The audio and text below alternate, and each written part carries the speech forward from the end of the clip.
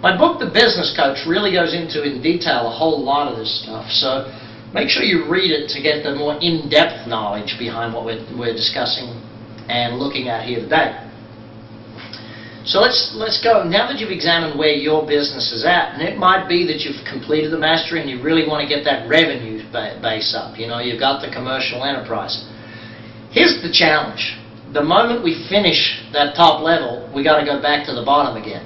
Because let's say at the bottom you're $1 million a year company, and we get you to be a $5 million a year company by the time you finish, get through that top level. Then the systems you use to deliver at $1 million a year company in the mastery level are going to be different to the systems you'll need when you become a $5 million a year company.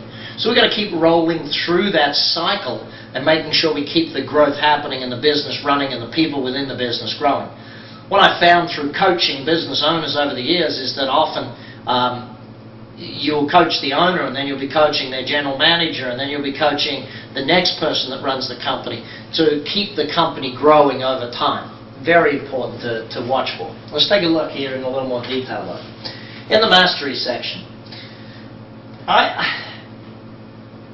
you read Chaos to Control, obviously, and now what it is about explaining what we mean to that to you. See, most business owners we go in and we chat with, I ask them a very pointed question. When did you lose control of your company? And they kind of look around a little bit at first, because the first thing they realize is, you know what, I didn't realize I was out of control of my company, but now that you mention it, I get it. I'm not in control. I can't control how much profit we make next month. I can't control whether we get great employees or not. I can't control. And so it really comes back to that, how do we get you back in control of the business? How do we get you back in control of the financials, the productivity, and the output of the company, so that you have very easy decision making and very great capability of moving the business forward? So there are three areas I look at in this. Let's take an examination. First area, money mastery, time, and then obviously delivery. So the money is everything from your reporting capabilities, how well you know the numbers of your company, right through to the profitability of the company. Where is the profitability, the pricing structure you use, the purchasing structures you use, looking at how you master the money segment of your business. Everything from that decision making right through to the profitability. Very important segment of the business. Cash flow is one of the areas. What's your strategy for collecting money from clients? What's your strategy for collecting debt from people who owe you money? So many small businesses just don't have this stuff in place, and therefore wonder why they're the bankers for their clients. These are some things. When we examine what's called the cash gap strategy, and if you don't know what that is, please call one of my coaches, have a chat with them about the cash gap and how that affects. And in fact, in many cases, that's what sends a business out the back door, is that distinction between when you have to pay for something and when your clients pay you for it. So we've got to keep those things in mind, and that's where that money segment is very important for you as a business owner to be coached in and put the strategies in place that make that effective for you. Next one is called time. Productivity of you and the employees in your company. You know, what areas are you working on? Are they productive? Are you working on areas that you should be working on? As the owner of the business, are you doing too much in the low-paying jobs where you could have an employee where you could be making a whole lot more money if you were doing other areas of the business? Your employees' productivity, what is happening there? These things are stuff that we have to address right up front, because if we're going to grow the business, obviously that time management and that time systems really needs to be important. Just on that, I don't believe in anything like time management. What I believe in is self-management. You know, you cannot stop the hands on the clock ticking, but what you can do is change the way you work within that time frame and the way your employees work within that time frame. Third point, the delivery. You know, it was interesting. One time I was coaching a restaurant owner, and he was wondering why he wasn't getting customers back, so I thought I'd go and eat in the restaurant. Food was awful. It was real bad. And how do you as a coach tell the owner of the business that their food is real bad?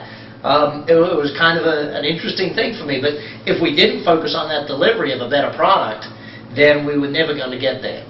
Other businesses, it's been about bottlenecks in their companies. Others, they're service-oriented companies, and we're looking at the capabilities of the people within the company, of their ability to deliver. That is the first stage that we need to go from chaos to control. Get that under our belt. Next, we move up to that niche. My definition of a niche is extraordinarily simple. You'll see it on the screen. No price competition. Period. Now, most people, when I talk to them about that in business, people buy on price. Yeah, that's because that's the way you're selling to them. That's the way you're marketing to them. That's the way you're working the business. Yeah, but Brad, our industry, we do tenders, we do quotes, we have to put it in writing, we have to send it into them months in advance. This is the way it operates. I agree that that's the way it currently operates in your business. I've done this with tens of thousands of companies all around the world, everything from contractors to printing companies, all the most price-sensitive companies in the world. We've worked on this stuff with them, and we've taught them the way to take it out of price sensitivity. The moment we get your niche strategies right, and there's 4 areas we're going to work on in there. Now, if you want to learn those 4 areas, you've got to watch one of my other sections that I did a couple of weeks ago on the 5 ways to grow your business, how to get your bottom line up by 61%. Watch that DVD, watch that segment here online, and you really get from that. Also, my book, The Instant Cash Flow. Instant cash flow is a very big explanation of how to do that sort of stuff. But that's really what we're going to be working on. A couple of the areas within that you need to understand. Sales and marketing is really what happens within your niche. I'm trained as an accountant, and one of the worst things about being trained as an accountant is that you're taught that sales and marketing goes into the expense column of a company's profit and loss statement. The problem with that is, without sales and marketing, the loss gets bigger. You need sales and you need marketing, but you got to do a couple of things. See, I want to teach you this. I want to teach you the action view that every dollar out should produce more dollars in. If you're doing your sales and marketing properly, it's an investment now. It's no longer an expense to you.